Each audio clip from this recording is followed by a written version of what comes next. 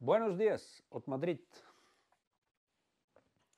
В днешното видео ще споделя с вас мой опит с годините, до какви заключения съм стигнал, кога човек прави пари, в какво състояние трябва да бъде. Тук ще говорим малко повече за психологически състояния, не че съм психолог, но ви казвам пак, това са лични мои наблюдения, отличен мой опит с годините. Първото ще ви кажа, според мен, за да правите пари, трябва да излезнете, да се опитате и е задължително да излезнете от ежедневието. Тоест, от това непрестанна сумелачка и ежедневие, да правя това, това се обажда, оня се обажда, това, онова. В това състояние вие не сте ефективен. Вие сте ефективен на едно ниско ниво на организиране на нещата и така нататък. Но не сте ефективен като взимане на правилни решения. Не може да виждате решения.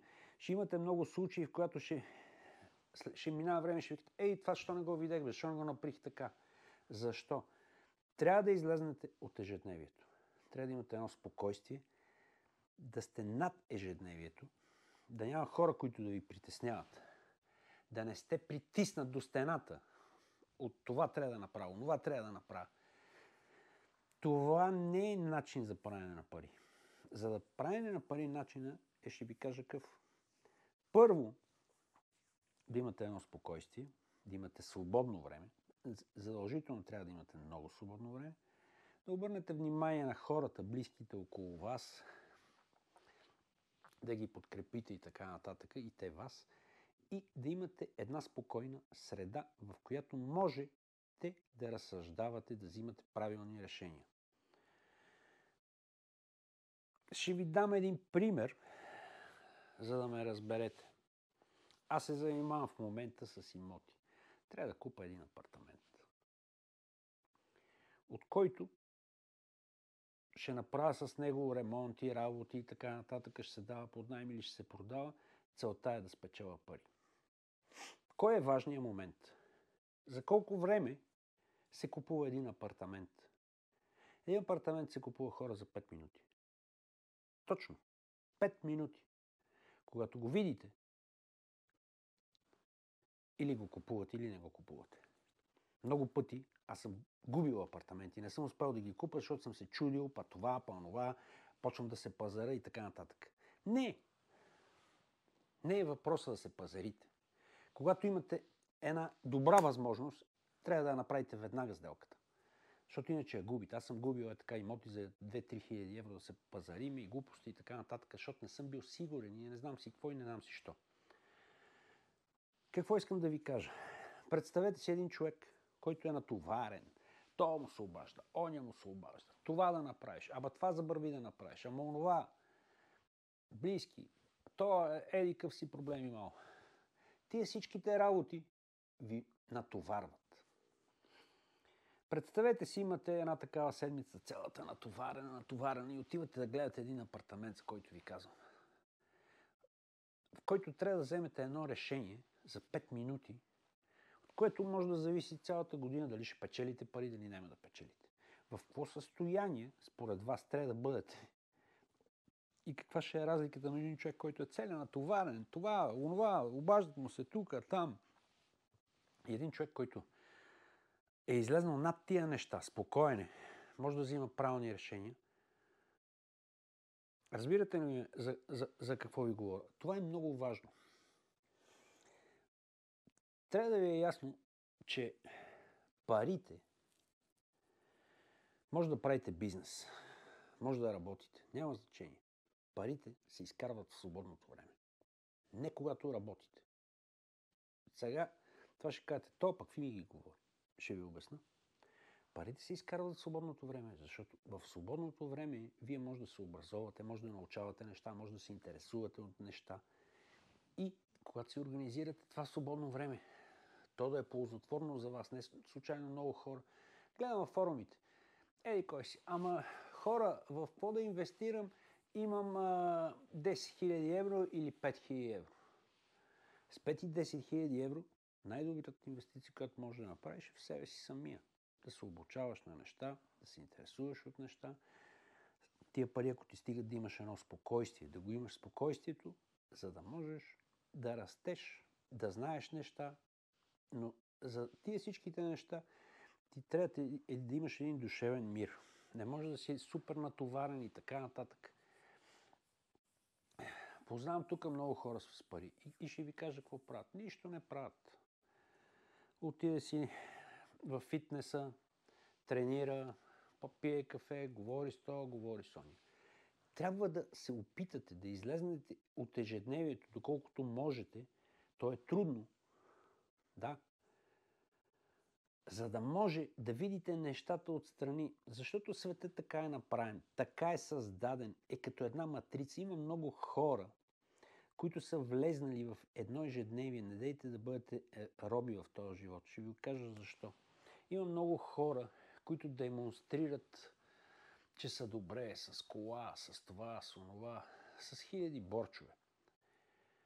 Тия хора са роби. Разберете. Не е това въпрос. Въпросът е вие да сте спокойни, да не сте зависими от това, от онова, от тази банка. Купил кола на кредит, купил това на кредит, онова на кредит. Живее живот, който не може да си позволи. Това ви прави роби. По-добрия вариант, много по-добрия. Живейте скромно, но спокойно и тогава ще видите нещата. Ще може да видите нещата, да сте над тях, над ежедневието. В ежедневието е като една месомелачка. То ви върти. Всички дни са еднакви. Когато стигнете в това състояние, аз съм бил в това състояние и ви казвам, и си мислите, че нещо правите, но не правите нищо. За да правите нещо, за да имате успехи, трябва да минете на следващото ниво. Трябва да излезнете от това ежедневие. Отидете на почивка, разтоварете се и така нататък. Направете неща, които са за вас. Защо ви го казвам? Както и да изкарвате пари в живота, дали ще ги инвестирате, дали ще работите, дали ще правите бизнес, парите ги изкарвате, защото сте взели вие едно решение и правите вие нещо. Тоест, вие сте най-важното нещо в цялата верига. Най-важното нещо сте вие. И когато вие сте в едно добро състояние, здрави сте, спокойни сте, може да взимате решение, правите пари, правите каквото искате, може да правите всичко. И затова е много важно да се занимавате с неща, които ви харесват. Другото важно нещо е да се занимавате с неща, които са доходоносни. Защо? Някой иска да прави пари.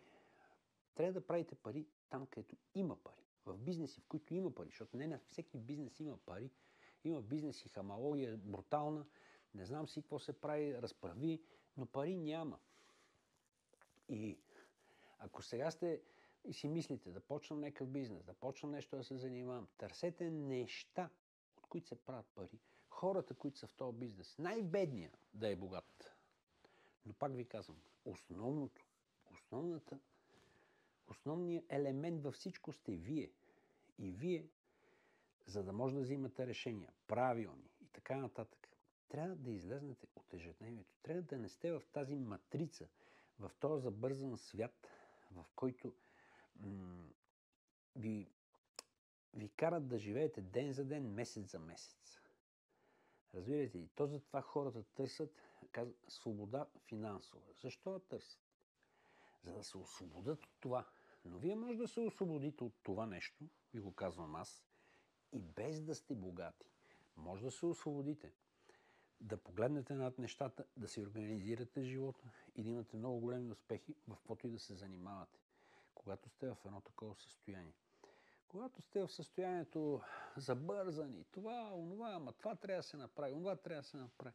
И всеко нещо е паника. Има адски много хора около мене, които всеко нещо е паника. Това не е станало. Как ще се направи? Спокойно, бе, човек. От това ти зависи живота ви. След 5 минути, като го направим, или след един ден, ще видиш, че това нещо не е толкова важно. Когато минете малко над нещата, ще се съсредоточите върху важните неща, които ви носят успех. Не върху... Ясно ми е, че ежедневието на повечето хора е да оцелеете. Да оцелеете, да имате пари, да изкарате края на месеца. Но не дейте да влизате като мишката в това барабанче, където се върти и да тичате с моркова пред вас, с кредит за кола, с кредит за телевизор, с кредит за това, да се покажа така, да се покажа иначе. Защото няма смисъл. Богат човек, ще ви кажа, вие може да сте богат и без да имате пари. Да, може да сте богат без да имате пари, може да сте свободен. Защото най-важното нещо в този свят е свободата. И не знам колко сте го разбрали, но ще ви кажа. Свободата, хората реално искат да имат пари, за да са свободни. Защото един човек, който е изтеглил един кредит, има една ипотека, целият се увъртел в кредити, жена му казва, ама това нямаме пари за почивка, има 2 деца, всичко му виси на главата. Той човек не е свободен. Той не може да взима свободни решения. Той утре трябва да отиде на работа, да се блъска, Не дейте да стигате в тази месомелачка, защото влезнете в тази месомелачка и излизането е изключително трудно. Малко хора излизат. И много хора сега ще ме гледат и ще кажат, то какви глупости говори, бе? За какво говори? До така степен са влезнали навътре в това ежедневие, че даже няма и да разберат за какво им говоря.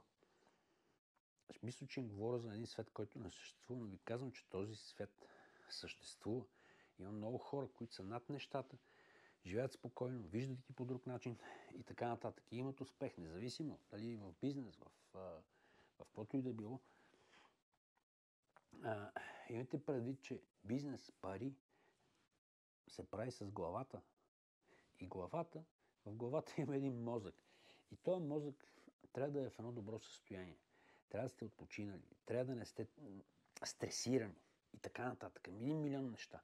Аз ще ви кажа, аз взимам много решения, важни, правилни и така нататък, но когато съм в такова състояние над нещата, да съм добре, да ми е спокойно, тогава мога да един вид и да творя, да имам идеи и така нататък.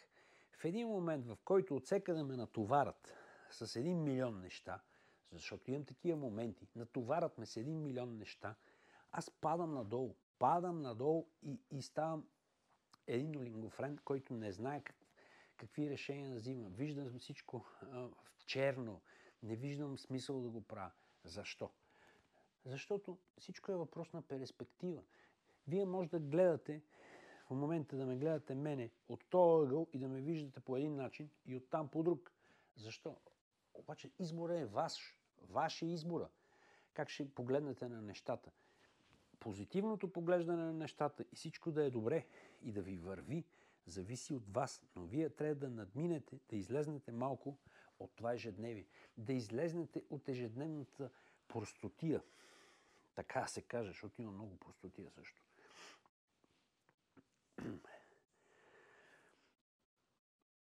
Срещам се с хора, с много хора. Има хора, които идват при тебе. Той идва при тебе, целият натоварен. Звънат му през 1 минута по телефона, прави 1 милион неща. Значи този човек идва при мен, примерно ви го казвам, и той ме натоварва, без аз да ги правя тия неща. Представям си как се чувства той. Той е свикнал и не му прави впечатление. Но това не е добро състояние. Казвам ви, за да имате успех, да ви имате идеи, да видите как са реално нещата в живота, трябва да минете малко на по-високо ниво. Тези неща от ежедневието да ги оставите, те не са толкова важни. Да, важно е да работите, това, онова, всичко е важно, но не дейте да давате прекалена важност на тия неща, защото ви гарантирам, че на другото ниво, когато отидете и сте в едно друго състояние, ще видите нещата по друг начин и ще имате успех в много неща. Просто аз предимно се занимавам с бизнес. Но ще ви кажа, за да правите бизнес, поне това са лично мои виждания. Аз така го виждам. Имал съм успех и имам, когато съм в тия състояния. Добре, нагласил съм си работите. Винаги ще имате проблеми. Проблеми има винаги. Че нещо не става. Не става. И какво като не стане? Не става нищо, ще пробвате по друг начин. Няма проблем. Просто не дайте да взимате нещата навътре. Живота има много хора, ще ви кажа, умните хора и хората, които правят бизнес, и хората, които правят пари, не говорят много. Не правят кой знае какво. Просто правят нещата. И има хора, които цял живот говорят, ще направя това, ще направя това, ще направя това, ще направя това, ще пробвам това, ще пробвам това. И не правят никога нищо, само си говорят и ще остава така. Правете неща, не става, не става. Но не го взимайте навътре. Това е, което исках да ви кажа. Той издател е по тия духовните неща, но аз ще ви кажа, че наистина е много важно духовното ви състояние, как се чувствате и така нататък. И за да имате успех в живота, най-важното нещо сте вие. Гледайте си здравето, душевния мир, хората около вас, се грижете за тях, които са ви близки, да са добре, да не се натоварват. И ще видите как нещата ще ви тръгнат. И с хората, които правите нещо, които имате нещо, искате да правите бизнес и така нататък, събирайте всеки ден, говорете за тия неща, защото нещата стават с говорене и премисляне по 1 милион пъти. И когато се занимавате с нещо, което ви харесва, може да говорите 1 милион пъти по този въпрос и в крайна сметка ще стигнете до най-доброто решение. В това съм сигурен. Това беше за мен от днес. Всичко хубаво. Да сте живи и здрави и пробвайте това и ще видите, че ще има ефект върху вас. Положителен. Чао, чао!